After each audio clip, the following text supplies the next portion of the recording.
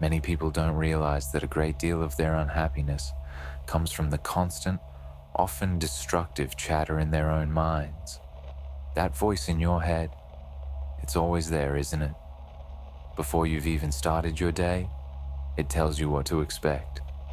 It replays past mistakes, feeds fears about the future, and criticizes every step you take. It never stops. It's persistent, relentless, and exhausting. But here's the truth. That voice is not you. We've been conditioned to believe that our thoughts define us, that changing them can change our lives. But what if the issue isn't what you're thinking, but the fact that you're constantly talking to yourself at all? This voice isn't a wise guide or a source of deep insight. It's a mental prison built from judgment, fear, doubt, and comparison. Imagine sitting by a still lake, its surface perfectly reflecting the sky. But the moment you toss a pebble in, the ripples distort the reflection. The voice in your head is that pebble, constantly disturbing the stillness, keeping clarity out of reach. Your mind is like an overflowing cup, filled with endless mental chatter, leaving no space for peace, creativity, or joy. Eckhart Tolle calls this the pain body, a collection of negative emotions and mental narratives that gain strength every time we replay old arguments, anticipate worst-case scenarios, or judge ourselves harshly. Over time, this false identity, built on worry and self-doubt, starts to feel real. But ask yourself this: if you were truly one with this voice, who is it that hears it? In the brief moments between thoughts, you might sense something deeper, a quiet presence, beyond words and beyond the constant narration of the mind. That presence is the real you.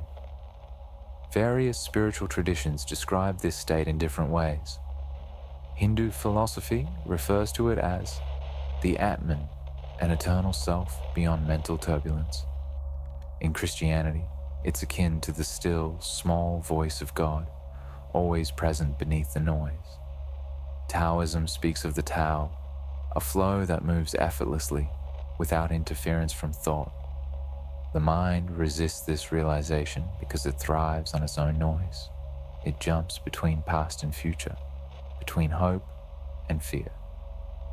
But it rarely stays in the present, and that imbalance is the root of suffering. When you're lost in thought, even small irritations, traffic, social comparisons, daily stress can feel unbearable. But the suffering doesn't come from these situations themselves. It comes from your thoughts about them. As A Course in Miracles states, nothing real can be threatened. Nothing unreal exists. Herein lies the peace of God. Your thoughts are not reality. They are only interpretations, projections of your mind, like shadows on the wall of Plato's cave. You cannot see the light if you are focused on the shadows. The moment you step away from identifying with that voice, even for an instant, you get a taste of true freedom. You shift from being trapped in endless mental noise to experiencing life directly. This isn't about forcing your mind to be silent. It's about observing it without attachment. As Rumi once said, silence is the language of God. All else is poor translation. At first, your mind will resist. It will tell you, you need me to plan, to fix things, to stay in control. But the deeper part of you already knows how to navigate life without constant mental interference. Just as the sun rises without needing a clock, your inner wisdom doesn't need endless analysis to function. Try this. Who are you beyond the voice? Who are you when the mind grows quiet? These aren't questions to answer, but experiences to explore. Think of a still mirror. When it's clear, it reflects reality exactly as it is. But when it's cracked, it distorts everything. The voice in your head is that cracked mirror. It reflects a version of yourself filled with doubt, fear, and constant struggle. But before you learn to listen to this voice, You simply were. Remember childhood moments when you were completely present?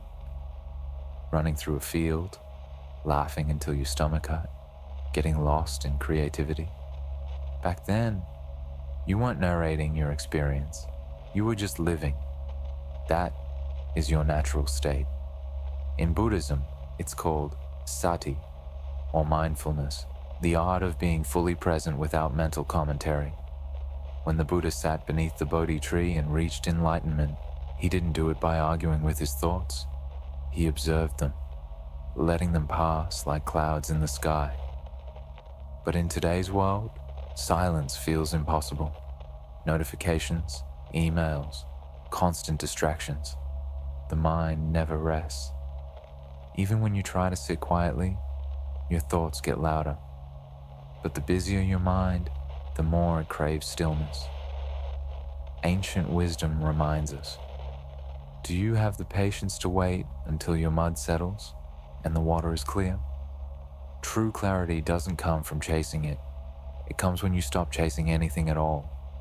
When you stop engaging with the voice in your head, something profound happens. Fear begins to dissolve. Fear only exists when there's a story attached to it. The mind says, this might happen. That could go wrong. But in the present moment, without the added thoughts, fear loses its grip. Imagine a bird perched on a branch. It doesn't worry about whether the branch will hold. It trusts its ability to fly. That's the wisdom of stillness. Not clinging to guarantees, but trusting in your own ability to respond to life. When you touch this deeper awareness, the world changes. You stop reacting from old patterns. You laugh more. You breathe more deeply. You experience life as it is, not as your mind narrates it. Beyond the voice in your head is something even greater, the heart. The heart doesn't speak in words. It doesn't analyze or criticize. It simply feels. It pulls you toward connection, joy, and presence.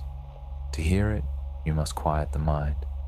In Hindu philosophy, the heart is the seat of awareness. While the mind chatters endlessly, the heart remains steady. In the prodigal son parable, the son squanders everything and returns home expecting rejection. Instead, he's embraced with open arms. This is a story not just about forgiveness, but about remembering your inherent worth.